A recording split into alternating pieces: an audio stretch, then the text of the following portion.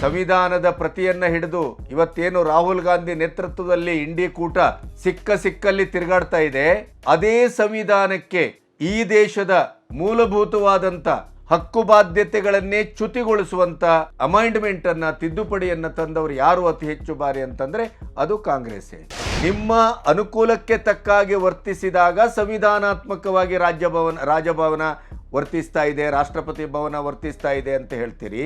ಅದೇ ನಿಮ್ಮ ಮೇಲೆ ಯಾವುದಾದ್ರೂ ಕಾನೂನಿನ ಕ್ರಮ ತೆಗೆದುಕೊಳ್ಳಿ ಅನುಮತಿಯನ್ನ ಕೊಟ್ಟಂತ ಸಂದರ್ಭದಲ್ಲಿ ಆವಾಗ ರಾಜಭವನ ದುರ್ಬಳಕೆ ಮಾಡುವಂತ ಒಂದು ಕೇಂದ್ರವಾಗಿ ನಿಮಗೆ ಕಾಣ್ತದೆ. ಅಂದ್ರೆ ಎಲ್ಲದರಲ್ಲೂ ರಾಜಕೀಯವನ್ನೇ ನಾವು ಕಾಣಬಹುದೇ ಹೊರತು ಎಲ್ಲಿಯೂ ನೀವು ಒಂದು ಸಾತ್ವಿಕವಾದಂಥ, ಜನಪರವಾದಂಥ, ಸಮಾಜಮುಖಿಯಾದಂಥ ಯಾವುದೇ ತೀರ್ಮಾನಗಳನ್ನಾಗಲಿ ಯಾವುದೇ ಆಯಾಮಗಳನ್ನಾಗಲಿ ನೀವು ನೋಡಲಿಕ್ಕೆ ಸಾಧ್ಯ ಇಲ್ಲ. ಅದು ಬಿಜೆಪಿ ಆಗಲಿ ಕಾಂಗ್ರೆಸ್ ಆಗಲಿ. ಇಡೀದಾಗಿ ಈ ಬುದ್ಧಿಜೀವಿಗಳು ಎಡಪಂಥೀಯರು ಅಂತ ಅನಿಸ್ಕೊಂಡವರು ಅಲ್ಲಿ ಯಾರ್ಯಾರೆಲ್ಲ ನಿನ್ನೆ ಬಂದು ಪ್ರತಿಭಟನೆ ಮಾಡಿದ್ರು, ಆ ಎಲ್ಲ ಪ್ರತಿಭಟನೆ ಮಾಡಿದವರು ಕೂಡ ಸಿದ್ದರಾಮಯ್ಯನವರ ಕೃಪಾಪೋಷಿತ ಯಕ್ಷಗಾನ ಮಂಡಳಿಯ ಸದಸ್ಯರು. 100% ಸಿದ್ದರಾಮಯ್ಯ ಮತ್ತು ಅವರ ಕುಟುಂಬ ಆ ಆಸ್ತಿಯನ್ನ ದುರುಪಯೋಗ ಪಡಿಸಿಕೊಂಡಿದೆ ಕಾನೂನಾತ್ಮಕವಾಗಿ ಅಧಿಕಾರವನ್ನು ಬಳಸಿ ಅನ್ನೋದು ಸಂಪೂರ್ಣವಾಗಿ ಅದು ನಿಮಗೆ ದಾಖಲಾರ್ಹವಾಗಿ ಕಾಣ್ತಾ ಇದೆ.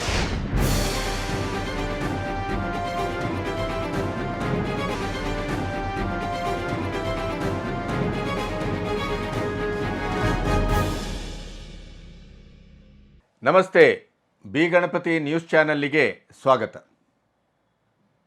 ಕಳೆದ 2 ದಿನಗಳಿಂದ ಮೂಡ ಹಗರಣಕ್ಕೆ ಸಂಬಂಧಪಟ್ಟು ರಾಜ್ಯಪಾಲರು ಸ್ವಾತಂತ್ರ್ಯೋತ್ಸವದ ನಂತರದ ದಿನ ಪ್ರಾಸಿಕ್ಯೂಷನ್ಗೆ ಏನು ಅನುಮತಿ ಕೊಟ್ಟರು, ಅಲ್ಲಿಂದ ಕರ್ನಾಟಕ ಒಂದು ರೀತಿಯಲ್ಲಿ ಆಡಳಿತ ಪಕ್ಷ ಮತ್ತು ವಿರೋಧ ಪಕ್ಷದ ಮಧ್ಯೆ ಪ್ರತಿಭಟನೆ, ಅಲ್ಲಲ್ಲಿ ಬೆಂಕಿ, ಅಲ್ಲಲ್ಲಿ ಕಲ್ಲು ತೂರಾಟ ಅಥವಾ ಇತ್ಯಾದಿ ಅವರವರ ಮನಸ್ಸಿಗೆ ಬಂದ ಹಾಗೆ ಪ್ರತಿಭಟನೆಯಲ್ಲಿ ತೊಡಗಿಕೊಳ್ತಾ ಇರೋದನ್ನು ನಾವು ಗಮನಿಸಿದ್ದೇವೆ.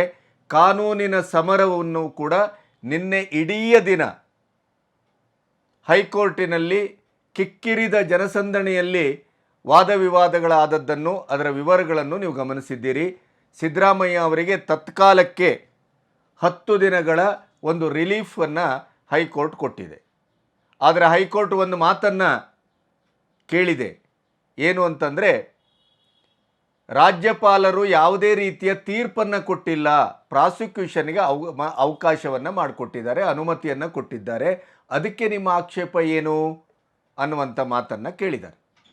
ಅಂದರೆ ಇದರ ಅರ್ಥ ಏನು ಅಂತಂದರೆ, ಕಾನೂನಾತ್ಮಕವಾಗಿ ರಾಜ್ಯಪಾಲರಿಗೆ ಸಾಂವಿಧಾನಿಕವಾಗಿ ಇರುವಂಥ ಅಧಿಕಾರದ ಮಿತಿಯಲ್ಲಿ ಅವರು ಪ್ರಾಸಿಕ್ಯೂಷನ್ಗೆ ಅನುಮತಿಯನ್ನು ಕೊಟ್ಟಿದ್ದು ಕಾನೂನು ಬಾಹಿರವೋ ಅಸಂವಿಧಾನಿಕವೋ ಅಲ್ಲ ಅನ್ನೋದನ್ನು ಹೈಕೋರ್ಟು ಸೂಚ್ಯವಾಗಿ ಹೇಳಿದೆ.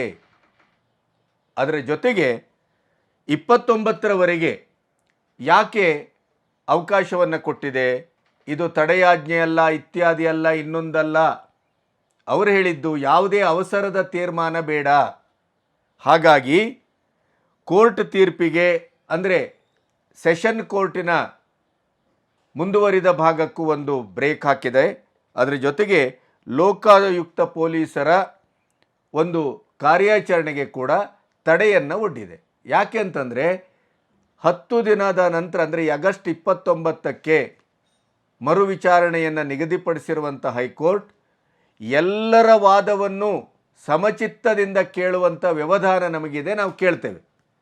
ಅದರ ನಂತರ ಅದರ ಬಗ್ಗೆ ಏನು ಅಂತ ಮಾತಾಡೋಣ ಅನ್ನುವಂಥ ನೆಲೆಯಲ್ಲಿ ಈಗ ಅದು ನಿಂತಿದೆ. ಹಾಗಾದರೆ ಈ ಮಧ್ಯೆ ಬೇರೆ ಬೇರೆ ಏನನ್ನು ನಡೀತಾ ಇದೆ. 2011ರಲ್ಲಿ ಇವತ್ತೇನು ಕಾಂಗ್ರೆಸ್ಸು ರಾಷ್ಟ್ರಪತಿ ಭವನ ಮತ್ತು ರಾಜ್ಯಪಾಲರ ಭವನವನ್ನು ಕೇಂದ್ರ ಸರ್ಕಾರ ತನ್ನ ಮೂಗಿನ ನೇರಕ್ಕೆ, ತನ್ನ ಆಡಳಿತಾತ್ಮಕವಾದಂಥ ಒಂದು ಷಡ್ಯಂತ್ರಕ್ಕೆ ಬಳಸ್ಕೊಳ್ತಾ ಇದೆ ಅಂತ ಏನು ಆಕ್ಷೇಪವನ್ನು ಮಾಡ್ತಾ ಇದೆ. ಆದರೆ ಈ 75 ವರ್ಷಗಳಲ್ಲಿ ರಾಜ್ಯಪಾಲರ ಭವನವನ್ನು, ರಾಜಭವನವನ್ನು ಮತ್ತು ರಾಷ್ಟ್ರಪತಿ ಭವನವನ್ನು ಎರಡನ್ನೂ ಅತ್ಯಂತ ದುರ್ಬಳಕೆ ಮಾಡಿಕೊಟ್ಟಂಥ 90%ಕ್ಕೂ ಹೆಚ್ಚು ಶ್ರೇಯಸ್ಸೇನಾರು ಇದ್ದರೆ ಅದು ಕಾಂಗ್ರೆಸ್ ಪಕ್ಷಕ್ಕೆ. ಎಷ್ಟು ಸರ್ಕಾರವನ್ನು ಉರುಳಿಸಿಲ್ಲ, ಯಾವ್ಯಾವ ರೀತಿಯ ತೀರ್ಮಾನಗಳನ್ನು ತೆಗೆದುಕೊಳ್ಳಿಲ್ಲ. ಎಮರ್ಜೆನ್ಸಿ ಅದನ್ನು ಬಿಡಿ, ಸಂವಿಧಾನದ ಪ್ರತಿಯನ್ನು ಹಿಡಿದು ಇವತ್ತೇನು ರಾಹುಲ್ ಗಾಂಧಿ ನೇತೃತ್ವದಲ್ಲಿ ಇಂಡಿ ಕೂಟ ಸಿಕ್ಕಲ್ಲಿ ತಿರುಗಾಡ್ತಾ ಇದೆ. ಆದರೆ ಅದೇ ಸಂವಿಧಾನಕ್ಕೆ ಈ ದೇಶದ ಮೂಲಭೂತವಾದಂಥ ಹಕ್ಕು ಬಾಧ್ಯತೆಗಳನ್ನೇ ಚ್ಯುತಿಗೊಳಿಸುವಂಥ ಅಮೈಂಡ್ಮೆಂಟನ್ನು, ತಿದ್ದುಪಡಿಯನ್ನು ತಂದವರು ಯಾರು ಅತಿ ಹೆಚ್ಚು ಬಾರಿ ಅಂತಂದರೆ ಅದು ಕಾಂಗ್ರೆಸ್ಸೇ. ಜಾತ್ಯತೀತ ಸೆಕ್ಯುಲರ್ ಅನ್ನುವಂಥ ಶಬ್ದವನ್ನು ಸೇರಿಸಕೂಡದು ಅನ್ನುವಂಥ ಸಂವಿಧಾನ ಶಿಲ್ಪಿ ಬಾಬಾ ಸಾಹೇಬ್ ಅಂಬೇಡ್ಕರ್ ಅವರ ಆಶಯವನ್ನು ಗಾಳಿಗೆ ತೂರಿ ಎಮರ್ಜೆನ್ಸಿ ಹೊತ್ತಿನಲ್ಲಿ ಸೆಕ್ಯುಲರ್ ಅನ್ನುವಂಥ ಶಬ್ದವನ್ನು ಒತ್ತಾಯಪೂರ್ವಕವಾಗಿ, ಬಲಾತ್ಕಾರವಾಗಿ, ಏಕಮುಖಿಯಾಗಿ ಸಂವಿಧಾನದಲ್ಲಿ ಸೇರಿಸಿದ್ಯಾರು ಅಂತಂದರೆ ಅದು ಕೂಡ ಕಾಂಗ್ರೆಸ್ಸು. 110 ಕೋಟಿಗೂ ಹೆಚ್ಚು ಜನ ಬಹುಸಂಖ್ಯಾತರಿರುವಂಥ ಹಿಂದೂಗಳಿಗೆ ಅವರ ಧರ್ಮ ಇರ್ಬೋದು, ಆಚರಣೆ ಇರ್ಬೋದು, ಅವರ ಪ್ರತಿಯೊಂದು ವಿಷಯದಲ್ಲಿ ಸಾಂವಿಧಾನಿಕವಾಗಿ ಇವತ್ತು ಅವರನ್ನು ನಾಗಪಾಶದ ಹಾಗೆ ಕಟ್ಟಿ ಹಾಕುವಂಥ ಕೆಲಸವನ್ನು ಅಂಬೇಡ್ಕರ್ ಮಾಡಿಲ್ಲ. ಆದರೆ ಇಂದಿರಾ ಗಾಂಧಿಯವರು, ನೆಹರು ಅವರು ಅಥವಾ ಕಾಂಗ್ರೆಸ್ಸಿನ ಇಡೀ ಸಂತತಿ ಸಿಕ್ಕ ಸಮಯದಲ್ಲಿ ಅದು ವಕ್ಫ್ ಬೋರ್ಡಿನ ಕಾಯ್ದೆ ಇರ್ಬೋದು, ಇನ್ನೊಂದಿರ್ಬೋದು, ಎಲ್ಲವನ್ನು ಆರ್ಟಿಕಲ್ 25 ಇರ್ಬೋದು, 30, 31 ಇರ್ಬೋದು, ಅದು ಎಲ್ಲದರಲ್ಲೂ ವೋಟ್ ಬ್ಯಾಂಕಿನ ರಾಜಕಾರಣಕ್ಕೆ ಬಳಸಿಕೊಳ್ಳುವ ಅಲ್ಪಸಂಖ್ಯಾತರಿಗೆ ಸಂಪೂರ್ಣ ಸ್ವಾತಂತ್ರ್ಯವನ್ನು ಕೊಟ್ಟು ಹಿಂದೂಗಳ ಮೇಲೆ ಅನಾವಶ್ಯಕವಾದಂಥ ಅತ್ಯಾಚಾರವನ್ನು ಸಂವಿಧಾನದ ಮೂಲಕವೇ ಮಾಡಲಿಕ್ಕೆ ಭವಿಷ್ಯವನ್ನು ರೂಪಿಸಿದ್ದರೆ ಅದು ಕಾಂಗ್ರೆಸ್ಸು. ಇವತ್ತೇನು ಹೇಳ್ತಾ ಇದ್ದೀರಿ? ರಾಜಭವನದ ದುರ್ಬಳಕೆ, ರಾಷ್ಟ್ರಪತಿಗಳ ದುರ್ಬಳಕೆ ಅನ್ನುವಂಥ ಮಾತು ತಮ್ಮಿಂದ ಬರ್ತಾ ಇದೆ. 2011ರಲ್ಲಿ ಹಂಸರಾಜ್ ಭಾರದ್ವಾಜ್ ಅವರು ಲೋಕಾಯುಕ್ತದ ನ್ಯಾಯಮೂರ್ತಿ ಸಂತೋಷ್ ಹೆಗಡೆಯವರು ಕೊಟ್ಟಂಥ ಅಕ್ರಮ ಗಣಿಗಾರಿಕೆಯ ಒಂದು ರಿಪೋರ್ಟಿನಲ್ಲಿ ಯಡಿಯೂರಪ್ಪನವರ ಹೆಸರಿದ್ದದ್ದರಿಂದ ಯಡಿಯೂರಪ್ಪನವರು ಅವತ್ತು ರಾಜೀನಾಮೆ ಕೊಟ್ಟರು. ಆದರೆ ರಾಚನಹಳ್ಳಿಯ ಡಿನೋಟಿಫಿಕೇಷನ್ ಸಂದರ್ಭಕ್ಕೆ ಸಂಬಂಧಪಟ್ಟು ಇದೇ ಹಂಸರಾಜ್ ಭಾರದ್ವಾಜ್ UPA ಗೌರ್ಮೆಂಟ್ ಇದ್ದಾಗ ಆವಾಗ ಪ್ರಾಸಿಕ್ಯೂಷನ್ಗೆ ಅವಕಾಶವನ್ನು ಕೊಟ್ಟರಲ್ಲ. ಆವಾಗಲೂ BJPಯವರು ರಾಜಭವನದ ವಿರುದ್ಧವಾಗಿ ನೀವೇನು ಇವತ್ತು ಮಾಡ್ತಾ ಇದ್ದೀರೋ ಅದನ್ನೇ ಅವರು ಮಾಡಿದರು. ಆದರೆ ನಾನು ಹೇಳೋದು, ನಿಮ್ಮ ಅನುಕೂಲಕ್ಕೆ ತಕ್ಕಾಗಿ ವರ್ತಿಸಿದಾಗ ಸಂವಿಧಾನಾತ್ಮಕವಾಗಿ ರಾಜಭವನ ವರ್ತಿಸ್ತಾ ಇದೆ, ರಾಷ್ಟ್ರಪತಿ ಭವನ ವರ್ತಿಸ್ತಾ ಇದೆ ಅಂತ ಹೇಳ್ತೀರಿ. ಅದೇ ನಿಮ್ಮ ಮೇಲೆ ಯಾವುದಾದ್ರೂ ಕಾನೂನಿನ ಕ್ರಮ ತೆಗೆದುಕೊಳ್ಳುವುದಕ್ಕೆ ಮುಕ್ತತೆಯನ್ನು, ಅವಕಾಶವನ್ನು, ಅನುಮತಿಯನ್ನು ಕೊಟ್ಟಂಥ ಸಂದರ್ಭದಲ್ಲಿ ಆವಾಗ ರಾಜಭವನ ದುರ್ಬಳಕೆ ಮಾಡುವಂಥ ಒಂದು ಕೇಂದ್ರವಾಗಿ ನಿಮಗೆ ಕಾಣುತ್ತೆ. ಇದು ಯಾಕೆ? ಕಾನೂನಿನ ಮೇಲೆ ನಿಮಗೆ ನಂಬಿಕೆ ಇದ್ದರೆ ಕಾನೂನಿನ ಪ್ರಕಾರವೇ ಹೋಗ್ಬೋದಲ್ಲ. ಈಗ ಸೆಷನ್ಸ್ ಕೋರ್ಟ್ಗೆ ಹೋಗಿದ್ದೀರಿ, ಅದರ ನಂತರ ಈಗ ಹೈಕೋರ್ಟ್ಗೆ ಬಂದಿದ್ದೀರಿ, ಹೈಕೋರ್ಟ್ ನಂತರ ಸುಪ್ರೀಂ ಕೋರ್ಟು, ಈ ಮೂರೂ ಕಡೆಯೂ ರಾಜ್ಯಪಾಲರು ಪ್ರಾಸಿಕ್ಯೂಷನ್ಗೆ ಅನುಮತಿ ಕೊಟ್ಟದ್ದು ಸರಿ ಇದೆ ಅಂತಾದರೆ ಆವಾಗ ಏನಾಗುತ್ತೆ? ಆ ನಂತರ ತನಿಖೆ ಆರಂಭ ಆಗುತ್ತೆ. ತನಿಖೆ ಆರಂಭ ಆದ ನಂತರ ಚಾರ್ಜ್ ಶೀಟಿನಲ್ಲಿ ಸಿದ್ದರಾಮಯ್ಯನವರ ಹೆಸರಿದ್ದರೆ ಆವಾಗ ರಾಜೀನಾಮೆಯ ಪ್ರಶ್ನೆ ಬರ್ತದೆ. ಇದು ಎಲ್ಲರಿಗೂ ಗೊತ್ತಿರುವಂಥ ವಿಷಯ. ಹಿಂದೆ 2011ರಲ್ಲೂ ಯಡಿಯೂರಪ್ಪನವರು 10 ತಿಂಗಳ ನಂತರ ರಾಜೀನಾಮೆ ಕೊಟ್ಟರು. ಅದು ಏನು? ಪ್ರಾಸಿಕ್ಯೂಷನ್ಗೆ ಅನುಮತಿ ಕೊಟ್ಟಂಥ ರಾಚನಹಳ್ಳಿ ಪ್ರಕರಣ ಅಲ್ಲ. ಅವರು ರಾಜೀನಾಮೆ ಕೊಟ್ಟದ್ದು ಲೋಕಾಯುಕ್ತದ ನ್ಯಾಯಮೂರ್ತಿಗಳಾದಂಥ ಸಂತೋಷ್ ಹೆಗಡೆ ಅವರು ಕೊಟ್ಟಂಥ ಅಕ್ರಮ ಗಣಿಗಾರಿಕೆಗೆ ಸಂಬಂಧಪಟ್ಟದ್ದು. ಆ ಪ್ರಕರಣ ಬೇರೆ, ಈ ಪ್ರಕರಣ ಬೇರೆ.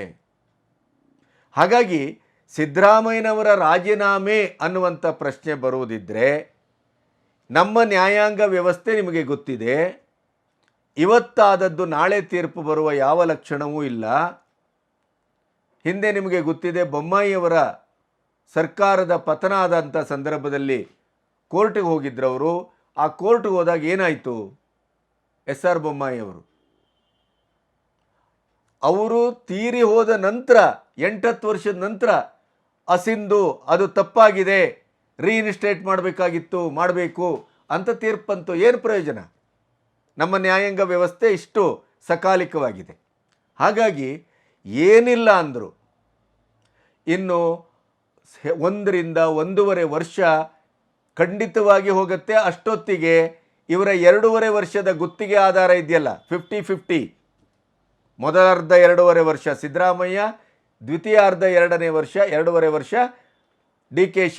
ಇದೇ ಆಧಾರದಲ್ಲೇ 2.5 ವರ್ಷದ ನಂತರವೂ ರಾಜೀನಾಮೆ ಕೊಡದೇ ಮುಂದುವರಿಯಬಹುದು ಅನ್ನುವಂಥ, ಯಾಕೆಂದರೆ 5 ವರ್ಷವೂ ಮುಖ್ಯಮಂತ್ರಿ ಸಿದ್ದರಾಮಯ್ಯನವರೇ ಮುಖ್ಯಮಂತ್ರಿಯಾಗಿ ಮುಂದುವರಿತಾರೆ, ಮುಖ್ಯಮಂತ್ರಿ ಕುರ್ಚಿ ಖಾಲಿ ಇಲ್ಲ ಅನ್ನುವಂಥ ರಾಜಣ್ಣ ಆ್ಯಂಡ್ ಅವರ ಪಟಾಲಂ ಏನಿತ್ತಲ್ಲ ಸಿದ್ದರಾಮಯ್ಯನ ಗುಂಪು, ಅದು ಕಾಂಗ್ರೆಸ್ಸಿನ ಒಳಗಡೆ ಒಂದು ಬೆಂಕಿಯನ್ನು ಹೊತ್ತಿಸಿತ್ತಲ್ಲ, ಆವಾಗ DKಶ ವಿಚಲಿತಗೊಂಡಿದ್ರಲ್ಲ.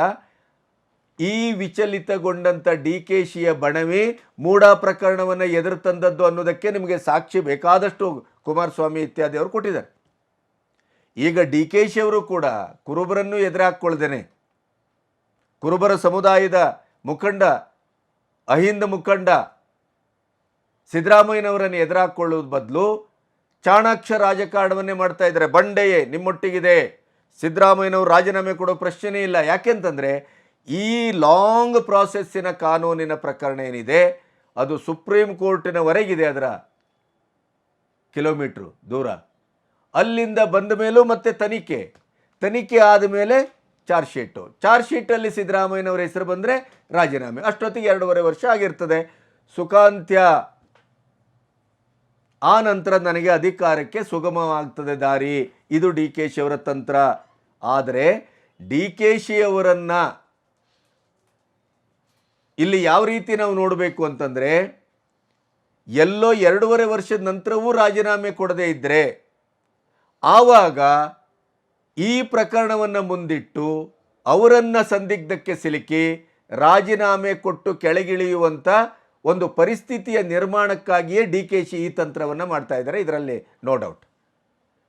ಅಂದರೆ ಎಲ್ಲದರಲ್ಲೂ ರಾಜಕೀಯವನ್ನೇ ನಾವು ಕಾಣಬಹುದೇ ಹೊರತು ಎಲ್ಲಿಯೂ ನೀವು ಒಂದು ಸಾತ್ವಿಕವಾದಂಥ, ಜನಪರವಾದಂಥ, ಸಮಾಜಮುಖಿಯಾದಂಥ ಯಾವುದೇ ತೀರ್ಮಾನಗಳನ್ನಾಗಲಿ ಯಾವುದೇ ಆಯಾಮಗಳನ್ನಾಗಲಿ ನೀವು ನೋಡಲಿಕ್ಕೆ ಸಾಧ್ಯ ಇಲ್ಲ. ಅದು BJP ಆಗಲಿ ಕಾಂಗ್ರೆಸ್ ಆಗಲಿ.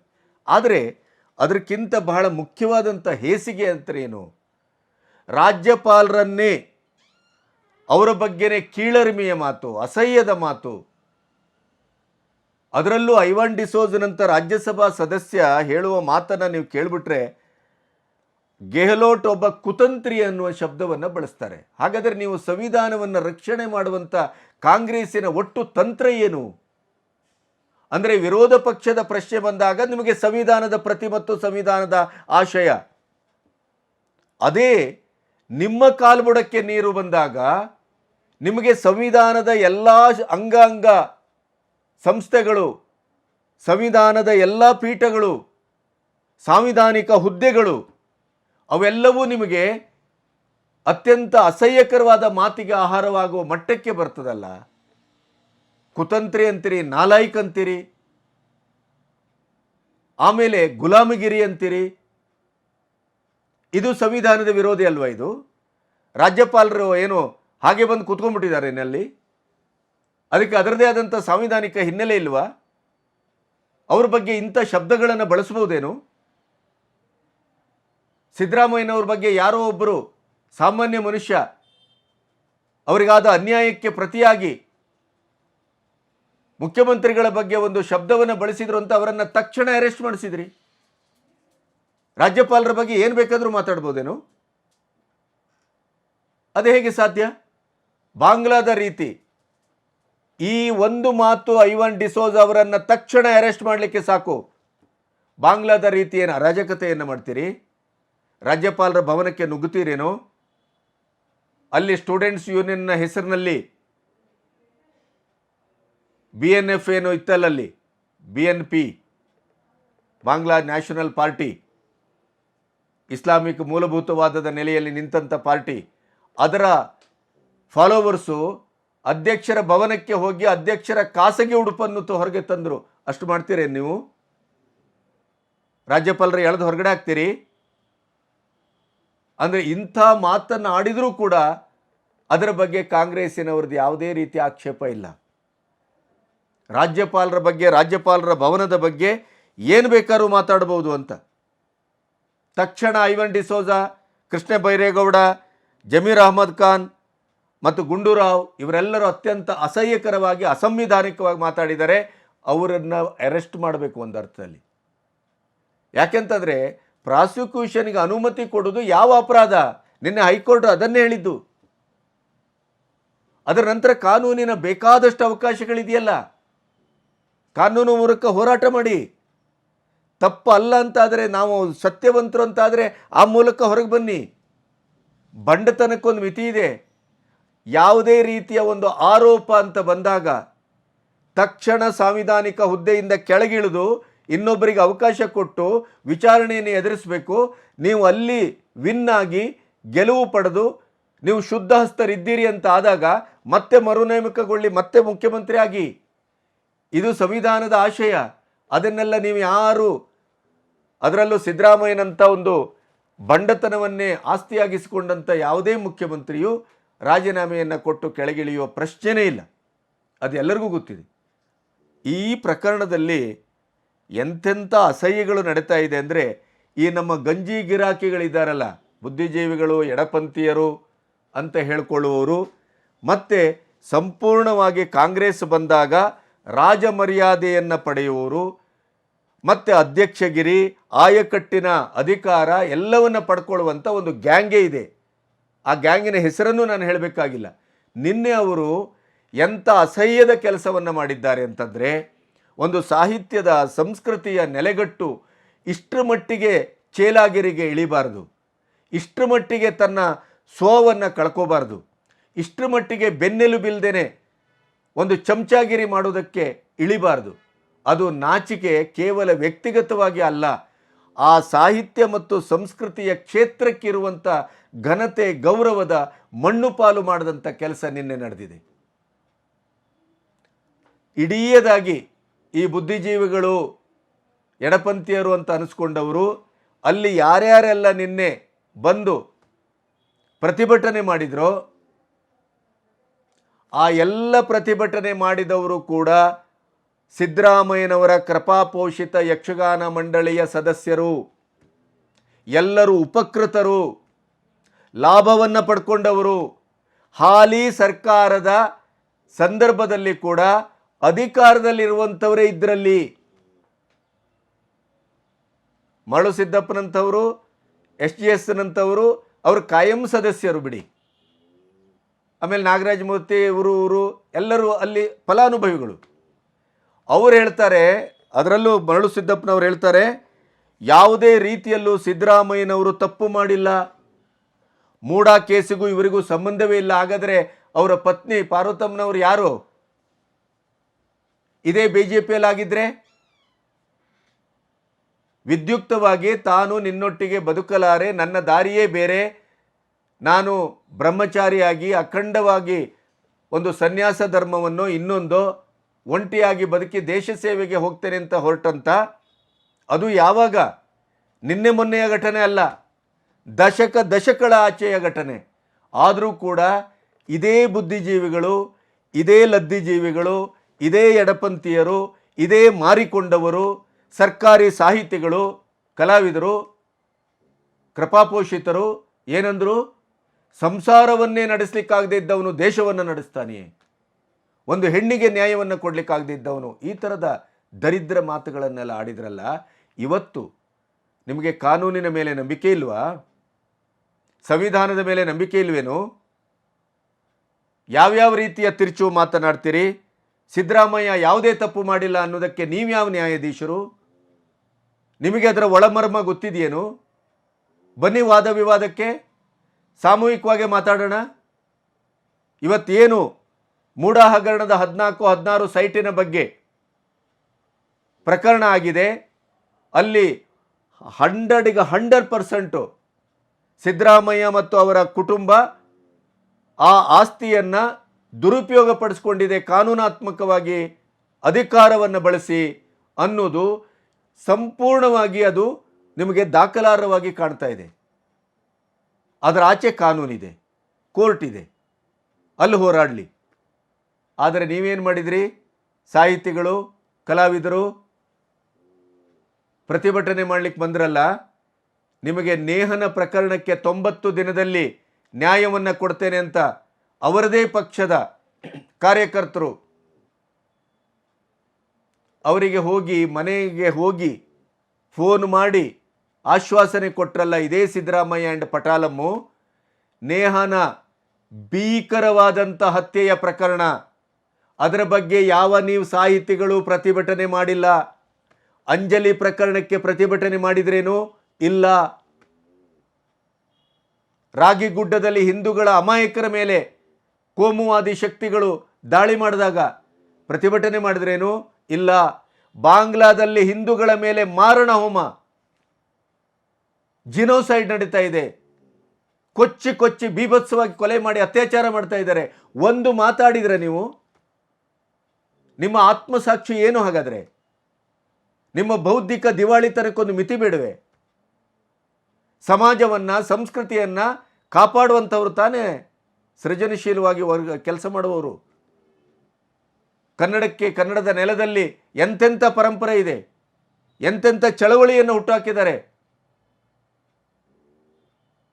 ಭಾಷೆಗೆ ಸಂಬಂಧಪಟ್ಟು, ಗಡಿಗೆ ಸಂಬಂಧಪಟ್ಟು, ಸಂವೇದನೆಗೆ ಸಂಬಂಧಪಟ್ಟು, ಸಾಹಿತ್ಯಕ್ಕೆ ಸಂಬಂಧಪಟ್ಟು ಎಷ್ಟು ಎಂತೆಂಥ ಚಳವಳಿ, ಎಂತೆಂಥ ಸಂವಾದಗಳು, ಎಂತೆಂಥ ಚರ್ಚೆಗಳು ನಡೆದಿಲ್ಲ ಇಲ್ಲಿ. ಆದರೆ ಬರ್ತಾ ಬರ್ತಾ ಬರ್ತಾ ಈ ಬಂಡಾಯ, ದಲಿತ, ಬುದ್ಧಿಜೀವಿಗಳು, ಎಡಪಂಥೀಯರು ಅಂತ ಹೇಳಿಕೊಳ್ಳುವಂಥ ಈ ಗಂಜಿ ಗಿರಾಕಿಗಳು ಯಾವ ನೆಲೆಗೆ ತಲುಪಿದ್ದಾರೆ ಅಂತಂದರೆ, ಸಿದ್ದರಾಮಯ್ಯನವರನ್ನು ಇವತ್ತು ಪ್ರಾಸಿಕ್ಯೂಷನ್ಗೆ ಅವಕಾಶ ಕೊಟ್ಟಂಥ ರಾಜ್ಯಪಾಲರನ್ನು ದೂಷಿಸುವ, ರಾಜಭವನವನ್ನು ದೂಷಿಸುವ, ರಾಜ್ಯಪಾಲರನ್ನೇ ಗುಲಾಮಗಿರಿ ಅಂತ ಹೇಳುವ ಮಟ್ಟಕ್ಕೆ ಇಳಿದಿದೆ. ಪ್ರಾಸಿಕ್ಯೂಷನ್ಗೆ ಅನುಮತಿ ಕೊಡಲೇಬಾರ್ದೇನು? ಹಂಸರಾಜು ಭಾರದ್ವಾಜ್ ಅವತ್ತು ಪ್ರಾಸಿಕ್ಯೂಷನ್ಗೆ ಅವಕಾಶ ಕೊಟ್ಟಾಗ ಎಲ್ಲೋಗಿದ್ರಿ? ಪ್ರತಿಭಟನೆ ಮಾಡಿದ್ರಾ? ಇಲ್ಲ ತಾನೇ?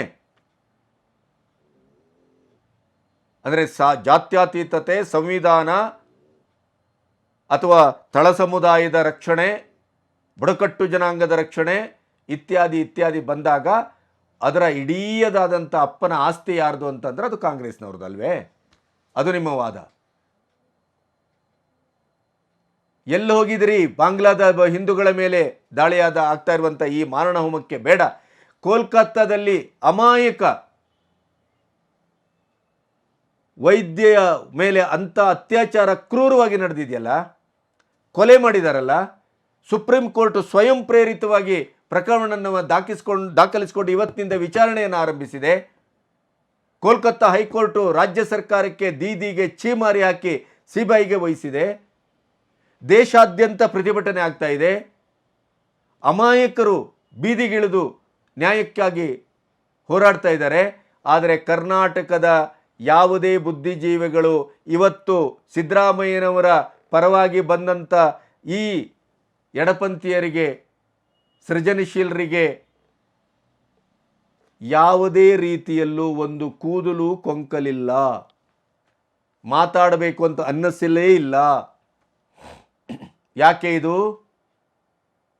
ಯಾಕೆ ಈ ನಿರ್ಲಜ್ಜತೆ? ಯಾಕೆ ಈ ಅಮಾನುಷವಾದ ವರ್ತನೆ? ಮಾನವೀಯತೆಯ ಪಾಠ ಮಾಡುವವರು, ಸಮ ಸಮಾಜದ ನಿರೀಕ್ಷೆ ಮತ್ತು ಅದರ ಸಂಸ್ಥಾಪನೆಗೆ ಹೋರಾಡುವವರು ಕೇವಲ ಸಿದ್ದರಾಮಯ್ಯ, ಕೇವಲ ಕಾಂಗ್ರೆಸ್ಸು, ಕೇವಲ ರಾಹುಲ್ ಗಾಂಧಿ ಅಷ್ಟೇ. ದೇಶದ ಅಭಿವೃದ್ಧಿ ಅದು ಕಾಣೋದಿಲ್ಲ, ಬೇರೆ ಯಾವುದೇ ರೀತಿಯದ್ದು ನಿಮ್ಮ ಕಣ್ಣಿಗೆ ಕಾಣೋದಿಲ್ಲ. ಮೋದಿ ಅವರು ಬಂದ ತಕ್ಷಣ, BJP ಅಂದ ತಕ್ಷಣ ದೇಶ ಬರ್ಬಾದಾಗೋಗುತ್ತೆ ಅನ್ನುವಂಥದ್ದು. JNU ಯೂನಿವರ್ಸಿಟಿಯ ಪಿಂಡಗಳಿಗೆ ಇದಕ್ಕಿಂತ ಹೆಚ್ಚು ಇನ್ನೇನು ನಿರೀಕ್ಷೆ ಮಾಡೋಣ ನಾವು? ಎಲ್ಲರೂ ಇದೇ ರೀತಿ ಮಾತಾಡೋದು. ಅವರಿಗೆ ಹಿಂದೂಗಳ ಮೇಲೆ ಅತ್ಯಾಚಾರ ಆದರೆ ನೋ, ಅವರ ಮನೆ ಒಳಗಿನ ಬಾಗಿಲ ದಾಟಿ ಬರಬೇಕಾಗ ಗೊತ್ತಾಗುತ್ತೆ ಏನು ವಾಸ್ತವ ಅಂತ. ಬೇಕಾದ್ರೆ ಇಲ್ಲಿ ಬಾಂಬ್ ಬೀಳಲಿ, ಕುಕ್ಕರ್ ಬಾಂಬ್ ಬೀಳಲಿ, ಇನ್ನೊಂದಾಗಲಿ, ಅದರ ಹಿಂದೆ ಜಿಹಾದಿ ಶಕ್ತಿಗಳಿರಲಿ, ನೋ, ಅಲ್ಪಸಂಖ್ಯಾತರು ಆತಂಕದಲ್ಲಿದ್ದಾರೆ. ಹೋರಾಟ. ಫೇಜಾವರ್ ಶ್ರೀಗಳ ಬಗ್ಗೆ ಮಾತಾಡಿದ ತಕ್ಷಣ ಅವ್ರ ಬಗ್ಗೆ ಒಂದು ಅವಾಚ್ಯವಾಗಿ ಭಾಷಣ ಮಾಡಿದ ತಕ್ಷಣ ನಿಮಗೆ ದಸರಾ ಉದ್ಘಾಟನೆ ಅವಕಾಶ ಸಿಗತ್ತೆ, ಪ್ರಶಸ್ತಿ ಸಿಗತ್ತೆ, ಪ್ರಾಶಸ್ತ್ಯ ಸಿಗತ್ತೆ.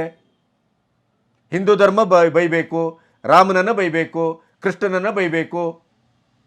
ಆವಾಗ ನಿಮಗೆ ಸುಭಿಕ್ಷವಾದಂಥ ಎಲ್ಲ ಸ್ಥಿತಿಗತಿಗಳು ಸಿಗ್ತವೆ ಇಲ್ಲಿ ಕಾಂಗ್ರೆಸ್ ಸರ್ಕಾರದಲ್ಲಿ. ಅದರ ಹಣೆ ಬರಕ್ಕೆ ಆ ಒಂದು ಉಪಕೃತ ಭಾವದ ಒಂದು ಕೃತಜ್ಞತೆಯನ್ನು ಸಲ್ಲಿಸಲಿಕ್ಕೆ, ಋಣವನ್ನು ತೀರಿಸಲಿಕ್ಕೆ ನಿನ್ನೆ ನಮ್ಮ ಘಟಾನುಘಟಿ ಸಾಹಿತಿಗಳು, ಕಲಾವಿದರು ಪ್ರತಿಭಟನೆಯನ್ನು ಮಾಡಿದರು.